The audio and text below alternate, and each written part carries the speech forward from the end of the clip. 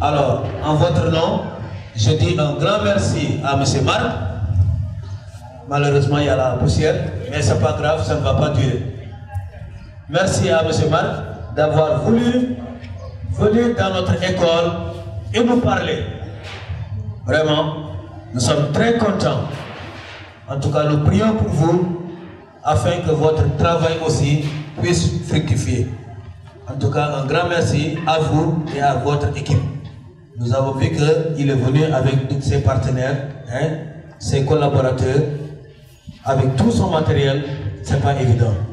Un grand merci encore une fois. Je vous laisse la parole. Merci, monsieur le directeur. Les enfants, est-ce que vous savez en quelle année on se trouve? C'est quelle année? 2022. Ah, ok. Moi, j'étais venu en 2021. Mais moi, j'ai décidé de vous parler de mon histoire. Parce que je pense que j'aurais aimé avoir quelqu'un comme moi quand j'avais votre âge pour vous parler.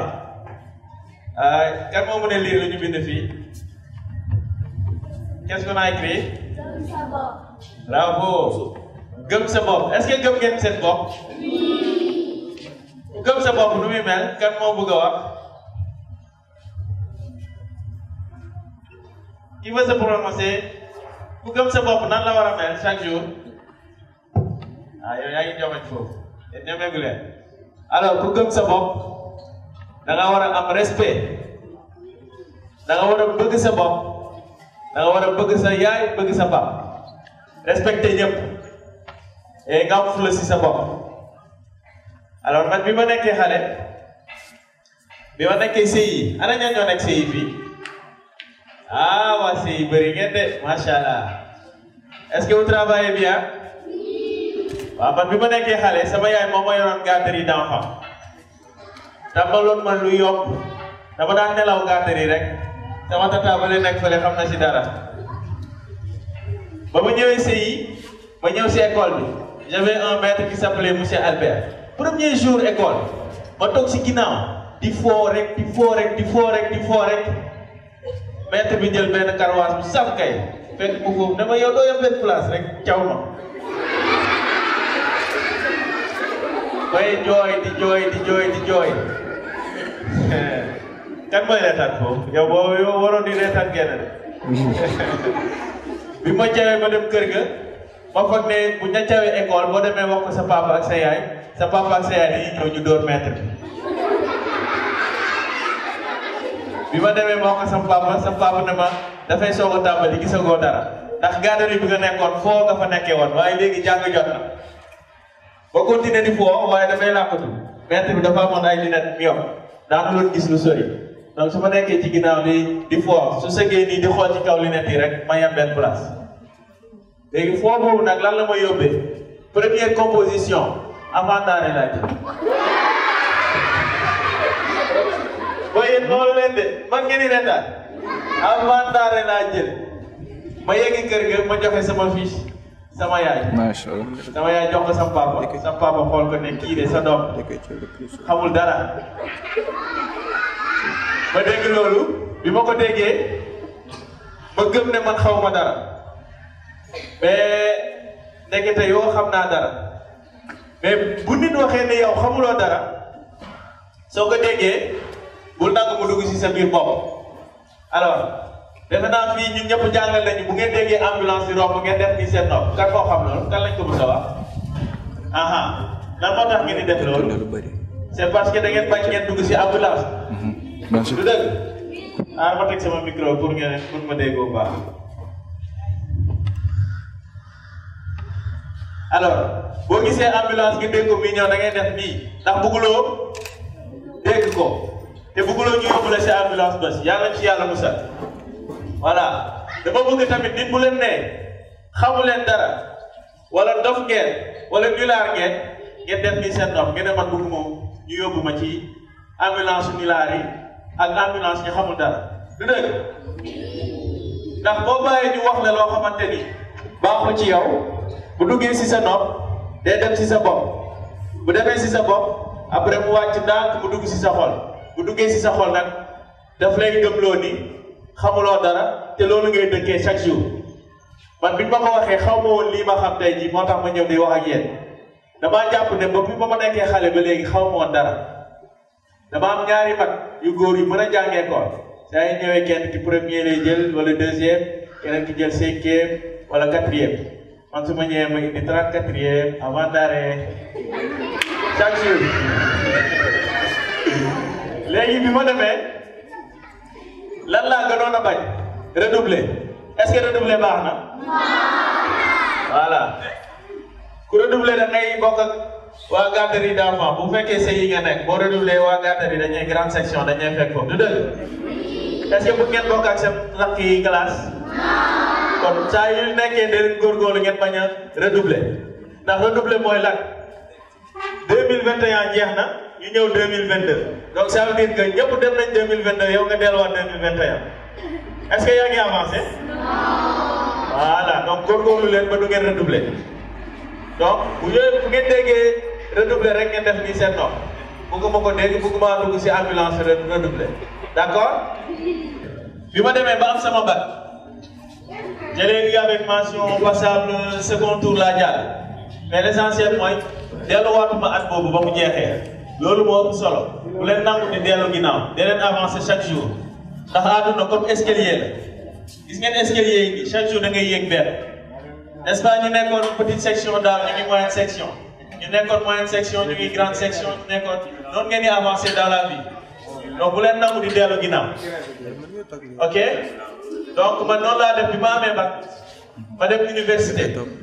parce que xaw ma woon lan laa bëggoon def lenn rek laa bëggoon ci sama àdduna mooy football waaye football du loolu la sama papa bëggoon kan moo bëgg a nekk footballeur bu màggee fii ok waa gis naa kan moo bëgg a nekk basketteur jigéen ñi ok léegi kan moo bëgg a nekk policier waaw kan moo bëgg a nekk gendarme léegi am na ay médecin fii médecin yi bëriwul leen waaye am ngeen solo ci réew donc boo nekkee xale daa am lu nga bëgg a nekk boo nekkee mag mais loolu il faut ngeen gëm ko est-ce que xam ngeen lu tax ngeen bëgg a nekk loolu vous connaissez le pourquoi nga bëgg a nekk médecin ñi yëkkati seen loxo bëgg a nekk médecin waaw yow wax ma lu tax nga bëgg a nekk médecin foog nga wax nga liggéey kon xaalis nga bëgg yow lan moo tax nga bëgg a nekk médecin loolu am na solo tàcc leen ko nee na bu nekkee médecin day fajaate loolu moo am solo boo bëggee nekk dara il faut nga xam pourquoi nga bëgg a nekk loolu boo xamul pourquoi bi kon boo bés bu fekkee dafa métti da ngay bàyyi n'est-ce pas il faut avoir un pourquoi solide léegi su ma nee kan moo ko jar ngeen ne maa ko jar est-ce que jar ngeen ko est-ce que xam ngeen ni ñun Thiès ñu jógee ñëw ba fii léegi su ma nee kan moo ko jar ngeen joxoon seen bopp ngeen ne maa ko jar dégg ngeen kan moo ko jar voilà su ma waxaatee kan moo ko jar ngeen xool ku leen neex fii ngeen joxoon ko ne ko moo ko jar yaa ko jar dégg ngeen kan moo ko jar voilà donc waa toog leen léegi lu ma bëgg ngeen xam mooy waaye yéen ñëpp jar ngeen ko déglu leen lan moo tax ngeen war a xam ne da ngeen ko jar parce que bu ngeen nekkee fii ci école bi chance bu gàtt la du gis ngeen ci biti am na ay talibé yoo xamante ne du ñu dem école du dëgg est-ce que ngeen nekk ci école bi chance la xam ngeen ni chance la voilà donc xam leen ne da ngeen ko jar moo tax seen papa ak seen yaay indi leen fii inscrire leen ci école bi n'est-ce pas seen morom tamit bu nekk seen wet xam leen ne tamit moom daf ko jar moo tax papa ak yaayam indi ko ci école donc ni nga ko jaree noonu la ko sa morom jaree donc da ngeen respecté seen morom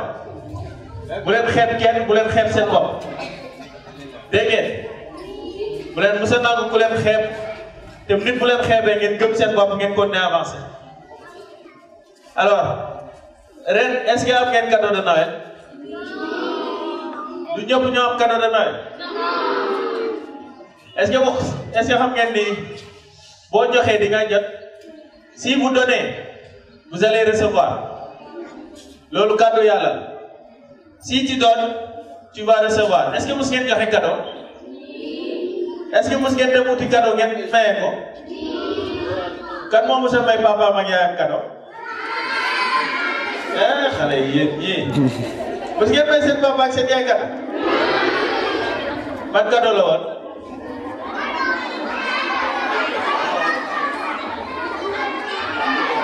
waaw d'accord dégg naa leen waaw donc déwén bu fekkee da ngeen bëgg a am cadeau waaw on écoute waaw léegi déwén bu ngeen bëggee am cadeau kaay leen ma jox leen benn astuce da ngeen di bàyyi ba nawet yi jege ngeen dem xool benn kër bu am fleur gis ngeen garab bële nu mu amee fleur yu orange ngeen dagg foofu ñeenti fleur ngeen ut buum ngeen takk ko bu ngeen demee ngeen may ko seen yaay ngeen ne ko sa cadeau de Noël comme ça moom bu ko jotee bu leen reetaan loolu dëgg la de bu ngeen ko jotee bu ko jotee dina ne man sama doom bi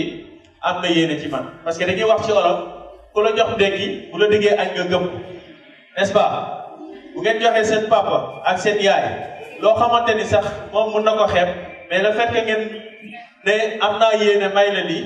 dina tax seen papa bu góorgóorlu may leen cadeau de Noël wala may leen beneen cadeau d'accord dama am benn frère boo nga xamante ne sama yaay ba mu fêté 30 ans dafa organisé woon fête kër ga ñëpp indil ko cadeau man joxuma ko cadeau parce que dama ne aw ma xaalis sama beneen frère tamit jox ko cadeau moom mu dem ba ci kër sœur yi mu xool foofu fleur yu rafet mu jël kay ci kayam mu laxas ko mu indi ko sama yaay jox ko ñëpp kontaan cadeau boobu moo gënoon a neex sama yaay malgré que bëri woon na cadeau est-ce que moom dafa amoon xaalis pour am cadeau boobu voilà donc soxlawul nga am xaalis pour nga defal cadeau say waajur soxlawul nga am xaalis pour nga defal cadeau quelqu'un da nga am un cœur qui veut donner il faut vouloir donner pour pouvoir recevoir maintenant bu fekkee joxe ngeen cadeau boobu ngeen toog nag ngeen wóolu yàlla xam ne joxe nga yàlla dina la jox bu ko jaaraloo sa papa ak sa yaay dina ko jaarale ci keneen man bi ma amee bac ma jàng def sama formation ba am sama licence yàlla daf ma may ma dem France bi ma demee France ma bokk classe ak ay tubaab bi ma ñëwee dégg ma woon français bu baax tubaab yi di ma xool di naan kii Afrique la jóge man nag ma gëm sama bopp un jour on devait faire un travail de groupe ñu ne comme ni ngeen toogee nii ñu ne da ngeen def ay groupe de 3 comme ça vous allez travailler ensemble classe bi ñoom ñëpp ñu def ay groupe ba mu des man ak benn chinoise ñun ñaar kenn bëgguñu woon jël suñu groupe parce que kii jógee woon Chine déggul français bu baax man mii jógee Afrique dégg moon français bu baax parce que olof laa gënoon a tàmm di làkk prof bi xool ñu xamul lu ñuy def te kenn bëgguñoo dugal si groupe am ma yëkkati sama loxo ne ko madame laissez nous allons faire groupe à 2 ñoom ñett lañu ñun ñaar lañu te nee nañ dégguñu français waaye jour boobu dama ne foofu ma gëm sama bopp parce que bu ma toogee fii may xalaat ne man dañ maa ber kenn bëggul bokk groupe ak man kon du ma réussir et comme Sénégal laa jugee bu jugee fu sori ñëw ba foofu dama ko jar moo tax parce que ñu bëri bëggoon nañu dem foofu nekk sama place defuñu ko demuñu donc man maa am chance demoon nekk foofu donc ma gëm ne man dama ko jar ma jàpp sama job bu nit ñi wàccee ma continuer jàng teel a xëy jàng travail de groupe bi mu métti woon mais ñu góorgóorlu est-ce que xam nga fan la ñu mujjee deuxième meilleure note de la classe tàccu leen loolu te man la woon Afrique ki jugee Afrique Sénégal ak ki jugee Chine dégguñu français bu baax te dañu gëm suñu bopp moo tax ñu am deuxième meilleure note te lan moo tax ñu am deuxième meilleure note parce que prof bi dafa gisoon ni liggéey bi yëpp man maa ko doon def parce que kële mënu loon wax ak man lu leer te man li ma doon def mën naa ko ma ne léegi nag il faut ma woon tubaab yi ñoom ñëpp ne ñun Afrique ñun xam nañu dara mën nañu dara c'est pas parce que dañoo am der bu ñuul que ñoom ñoo ñu gën a muus c'est pas parce que dañoo am der bu ñuul que ñoom ñoo ñu gën noonu laa góorgóorloo ba wan leen classe bi ci topp ñu ne dañuy defaat groupe ne lan ma lu ñu def ñoom ñëpp a yëkkati seen loxo je vais faire groupe avec Marc donc loolu muy wane ni boo wanee ni da ngaa gëm sa bopp ñëpp dañuy bëgg ànd ak yow boo wanee yaafus wane woo gëm sa bopp kenn du bëgg nekk ak yow donc xam ngeen ni gëm sa bopp jar na ko xam ngeen ni gëm sa bopp jar na ko donc saa su ne day leen def lu ngeen gëmee seen bopp fii kat moo fi jàng guddi yi balaa muy tëdd ok kat moo fi jàng suba teel balaa muy ñëw école am nañu ko ne yëkkati seen loxo de alors kat mooy teel a yeewu fii balaa heure école waaw wàccee leen loxo de léegi kat wax ngeen léegi nag ko fi tardé boo ñëwee ma ñaf la ko lu leer lu ngeen wax yéen da ngeen teel yow ku fi tardé te léegi dina la ñëw aja ba ngeen monsieur le directeur lu mu wax kon ku teel a yeewu waroo mën a tardé faw nga teel a ñëw kan lañ fi yee pour mu jóg kan moo xamante ni moom kenn ko yee moom mooy jugal boppam préparé boppam ah monsieur le directeur mu ngi leen di gis de alors dama bëgg 2022 comme ñoo ngi si at bu bees damaa bëgg ngeen góorgóorlu ngeen di teel a yeewu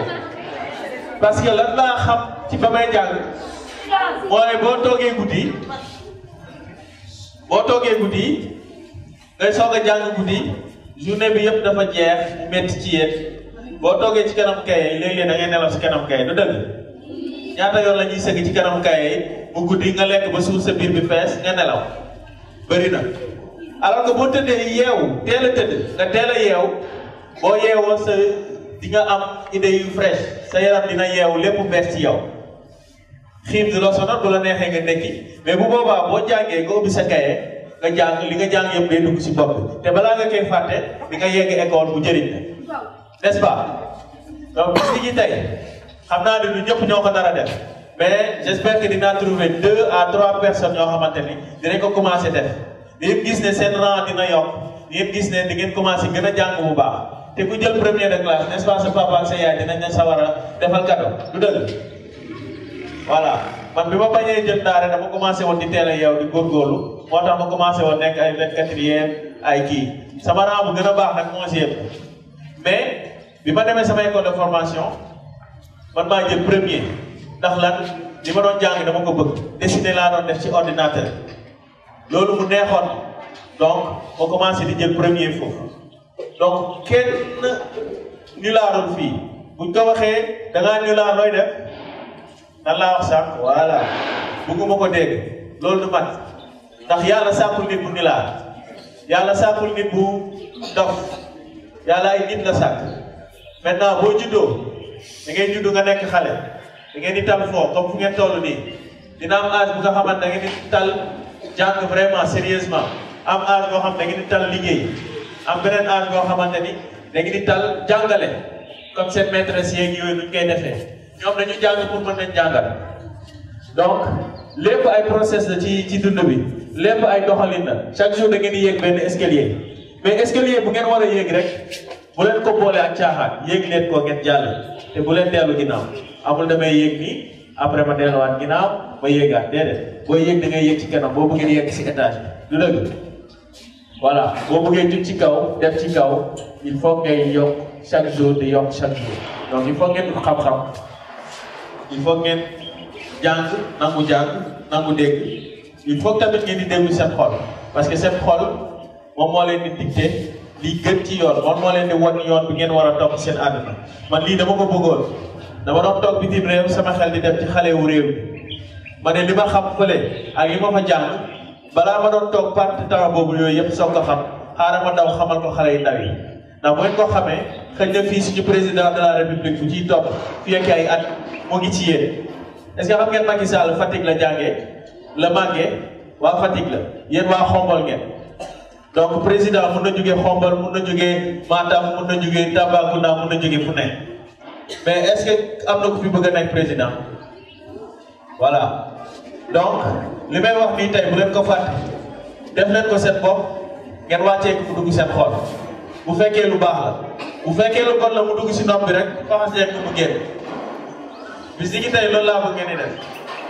bu ngeen waxee loo xamante ni neexu leen bëgg leen mu dugg seen bopp xamal leen seen nopp nii comme ambulance bu rombee c'est clair kan moo ko jaar kan moo ko jaar kan moo ko jaar ak ban xarit moo ko jaar voilà man maay seen xarit seen tonton ka ko jaar bu ngeen demee seen kër ngeen wax seen papa ak seen yaay ka ko jaar motivation ñëwoon na suñu école pour motiver ñu ci at bu bees bi ñu gëm suñu bopp pour motiver ñu ci at bu bees bi ñu jàng pour motiver ñu ci at bu bees bi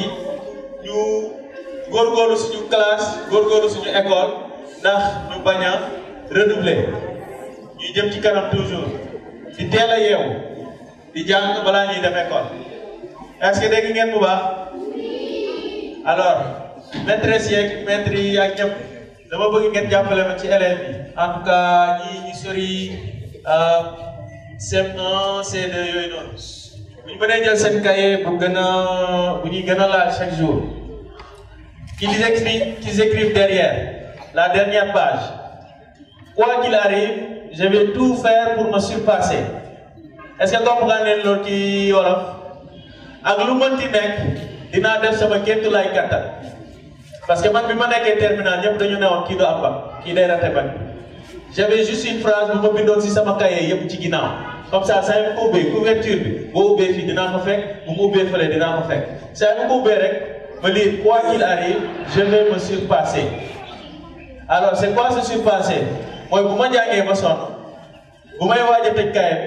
ma ne non dinaa jàngat benn 10 minutes de plus pour ma yokkaat leneen c'est ça se surpasser donc bu leen jàpp fu ngeen war a jeexal yokk leen tuuti moom mooy tax ngeen gën a avancer tuuti boobu noonu ça suffit pour que ngeen am résultat bu ëpp bu ngeen waroon a am donc est-ce qu'on peut répéter quoi qu'il arrive je vais me surpasser. Quoi qu'il arrive je vais me surpasser. ñu waxaat ko. Quoi qu'il arrive je vais me surpasser. Quoi qu'il arrive je vais me surpasser. 8 ans 8 7 je vais me surpasser. 8 ans 8 7 je vais me surpasser. Papa yaay nekkuñu fi je vais me surpasser. Papa yaay nekkuñu fi je vais me surpasser. loolu mooy gëm sa bopp tàccu leen seen bopp.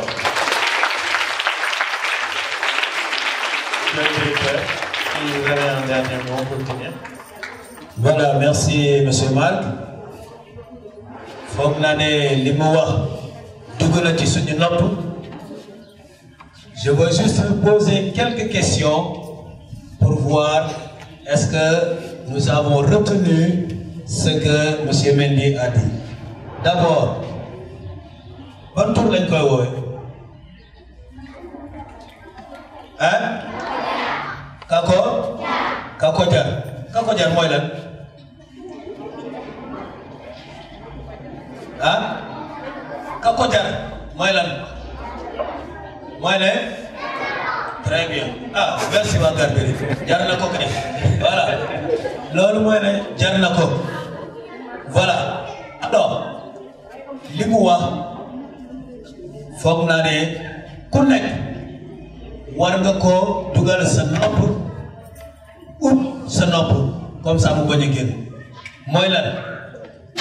vous savez bu ko neexoon mënoon na toog këram rek mu ne damay topp sama liggéey mais dafa dagg liggéeyam ñëw fii pour waxtaan ak ñun lan la bëgg ci ñun lan la bëgg waaye ñu jàng voilà loolu la bëgg ñu jàng pour lan waaye pour ñu réussir très bien vous voyez il l'a dit tout à l'heure nee na ba muy commencé jàng ay avant-ndaare la nekkoon waaw nekk avant-ndaare du dara de c'est que comme ni ma ko waxee ak ni ma ko bindee dafa lan ni ma ko bindee dafa gëm boppam très bien c'est parce que dafa gëm boppam ma nekk naa avant-ndaare taxul ba du ma réussir da ngay gëm sa bopp moo tax nga avant ndaare boobu nga génn ci dem ca premier boo gëmee sa bopp y a des rangs y a premier deuxième ba ndaare waaye nekk ndaare taxul nga des foofu boo nekkee ndaare nga ne ah compo bi di ñëw man dinaa def lépp ba ma gën a sori ca kaw c'est ça mooy gëm sa bopp waaye boo gëmulee sa bopp da ngay des foofu ca ginnaaw rek nga jàpp genn bi rek nga tëgg ko bàyyi loolu élève bu ko def gëmoo sa bopp wiiw noonu nga ne ndaare la ah man de du ma réussir du ma passé xaaral ma toog ci ginnaaw rek ma nekk ca ndaare boobu gëmoo sa bopp donc monsieur Mendy lu mu ñu bëgg a wax mooy ku nekk na nga gëm sa bopp boo gëmee sa bopp mooy ne tey li may def lii laa def tey bu ëllëgee dinaa def lu dàq loolu mooy escalier yi mu ñu wax sànq n'est-ce pas voilà boo nekkee fii ci suuf ah bi di ñëw nga gën a yëg bi di ñëwaat nga gën a yëgaat loolu mooy élève bu baax bu ma nekkee 10e tey compo bi di ñëw ma nekk 5e wala 4e compo bi di ñëw ma nekk 1er wala 2e voilà c'est ça un bon élève n'est-ce pas maintenant ban heure moo gën a baax ci jàng wax na ko sànq ban heure moo gën a baax ci jàng ah nga teel a yow pour lan très bien waaye am na ñoo xam ne ñii mel ni ay kanaara dina law rek tant que yeewuñu leen duñu jóg élèves yooyu est-ce que dinañ jàng ci suba xam nga lan moo tax mu wax ko c'est parce que école da ngay xëy ci suba jàng ba 1 heure comme 3 heures ba 5 heures am boo ñibbee da ngay sonn effectivement boo ñibbee da ngay sonn moo tax ba finalement pour nga jàng sa leçon normalement dafay métti voilà waaye boo demee ba nelaw ba noppalu sa xel mi fee instant boobu nag ci ngay gën a mën a jàng kan mooy jàng léegi le matin fajar bi du yéen a ko alors dinañu laaj seen waajur yi ndax élèves yi dinañu xëy fajar di jàng am déet d'accord voilà et pour terminer la dernière phrase c'est-à-dire le dernier mot que monsieur Mendy nous a dit le dernier message c'est quoi qui peut me rappeler le dernier message qu'il nous a donné qu'il faut écrire dans les cahiers oui quoi qu'il arrive encore quoi qu'il arrive madame lu mu metti dina passé waaye dina gën a jëm ca kaw ca kanam voilà ca kaw ca kanam ok donc ku nekk na def loolu ci xelam quoi qu'il en soit je vais me surpasser on est d'accord voilà nous avons fait une composition maintenant chacun connaît sa situation maintenant à la deuxième composition chacun doit se dire ah moi j'avais pris 13e j'avais pris 50e maintenant la prochaine composition je veux aller plus haut voilà c'est ça qu'on appelle le surpassement on est d'accord c'est bon voilà on va applaudir très fort pour monsieur Marc Mendy. Merci les enfants. Kan moo ko jaar kan moo ko jaar su ma nee kan moo ko jaar ngeen xool ku leen neex ngeen ne ko moo ko jaar kan moo ko jaar su ma nee kan moo ko jaar ngeen joxal seen directeur ne moo ko jaar kan moo ko jaar su ma nee kan moo ko jaar ngeen joxal seen maîtresse wala seen maître kan moo ko jaar ah ñaari maîtresse yi si digg bi moom macha allah léegi on va découvrir le groupe de suñu xarit bi comme ça on fait une belle image de l'école ok tonton Diop mu ngi décoller fële si ginnaaw léegi ngeen gis ko mu naaw fii mu naawee mu ñëw fii suñu kanam bu ñëwee na xola ñu tëb boo xombal bi yëpp dégg ñu xam ne fii ay nit ñu gëm seen bopp ñoo fi nekk d'accord bu ko mayee 2 secondes rek il va décoller est-ce que xam ngeen drone alors c'est bon 1 2 3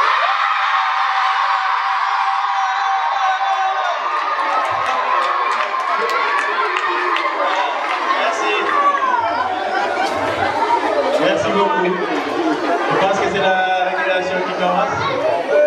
Hein? On vous laisse profiter de votre récréation. Vous avez classe, vous écrivez votre message.